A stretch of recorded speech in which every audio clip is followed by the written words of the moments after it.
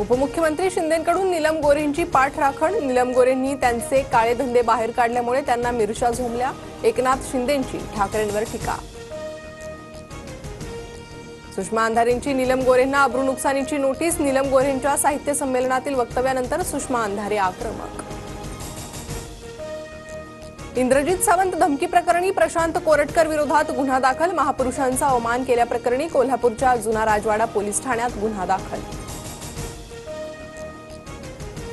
छत्रपती संभाजी महाराज राज्य प्रेरणा गीत पुरस्कार 2025 जाहीर। स्वातंत्र्यवीर सावरकरांच्या अनादी मी अनंत मी या गीताला पुरस्कार जाहीर। हा पुरस्कार दरवर्षी दिला जाणार। मुख्यमंत्री फडणवीसांची ट्विट करत माहिती।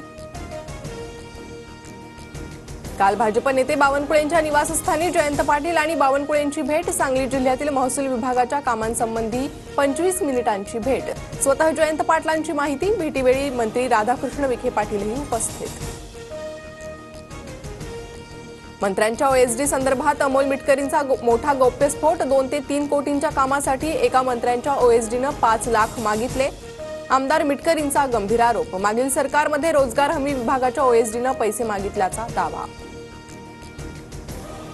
काही लोक मराठी माणसांबद्दल फक्त बोलत राहिले पण काही केलं नाही। नाव न घेता मुख्यमंत्री फडणवीसांचा उद्धव ठाकरेंवर निशाणा। 2 मार्चला ठाकरेंच्या शिवसेनेचे महत्त्वाचे नेते ठाणे दौऱ्यावर। दिवंगत आनंद दिघेंना अभिवादन करून ठाकरेंच्या शिवसेनेचे नेते राज्यभर दौऱ्यांना सुरुवात करणार।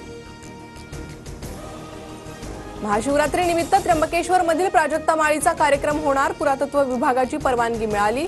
त्र्यंबकेश्वर देवस्थानच्या विश्वस्तांची माहिती। प्राजक्ता माळी भरतनाट्यम आणि कथ्थक करणार असल्याचं स्पष्टीकरण। सरकारी कर्मचाऱ्यांच्या महागाई भत्त्यात 3% वाढ। राज्य सरकारचा निर्णय। सरकारी कर्मचाऱ्यांना आता 53% महागाई भत्ता मिळणार।